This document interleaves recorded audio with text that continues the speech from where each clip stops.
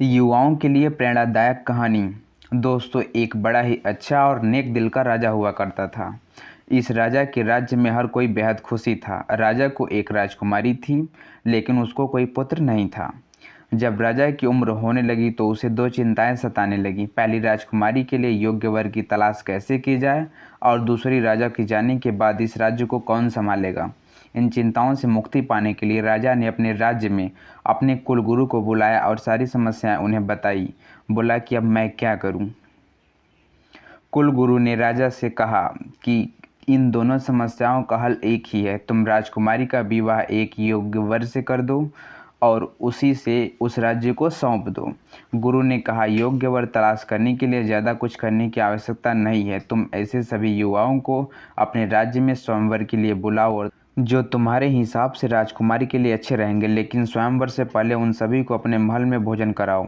उनका भोजन समाप्त हो जाने पर मैं तुम्हें राजकुमारी के लिए और इस राज्य को संभालने के लिए योग्य है कौन सा वर, मैं तुम्हें बता दूंगा। गुरु के आदेश के अनुसार राजा ने अपने राज्य के और पड़ोस के राज्य में कई युवाओं को अपने महल में आमंत्रित किया। इस आमंत्रण में श्रीमंत और गरीब दोनों युवाओं को यहाँ पर बुलाया गया था।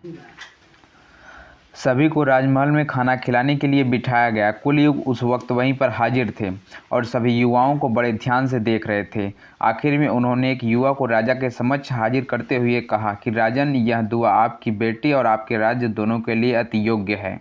राजा ने जब युवा को ध्यान से देखा तो वह बड़ा साधारण घर से दिख रहा था। राजा ने गुरु से पूछा कि आप कैसे यहाँ तक पहुँचे। इस युवा को राजकुमारी और राज्य दोनों के लिए योग्य है।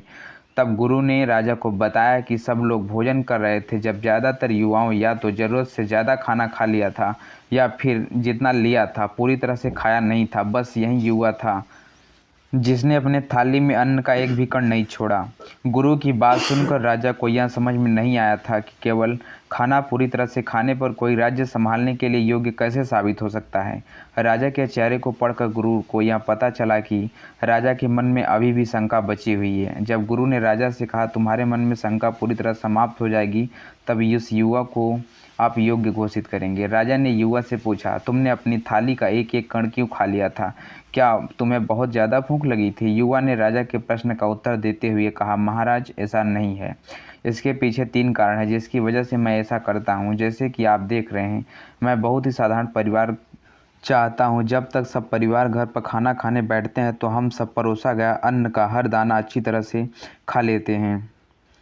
ऐसा करने के पीछे पहला कारण है पिता के प्रति आदर। मेरे पिताजी को इतनी मेहनत करके पूरे परिवार के लिए भोजन जुटाते हैं, मैं उस भोजन का व्यय करके उसका अपमान कैसे कर सकता हूँ। दूसरा कारण यह है कि अपनी माता का आदर। सुबह इतनी जल्दी उठकर बड़े गांव से सबके लिए खाना बनाती है, उसकी मेहनत और उसकी भावना की कद्र करता हूँ। तीसरा कारण भी उतना ही महत्वपूर्ण है क्योंकि हमारे देश के अन्नदाता यानी किसानों से संबंधित है, जो कि दिन रात ठंडी गर्मी हर तरह का मौसम बर्दाश्त करते धरती पसीना फाड़ के अथक प्रयासों से अनाज पैदा करते हैं। बताइए, मैं कैसे बर्बाद कर सकता हूँ? यह सब गलत है ना?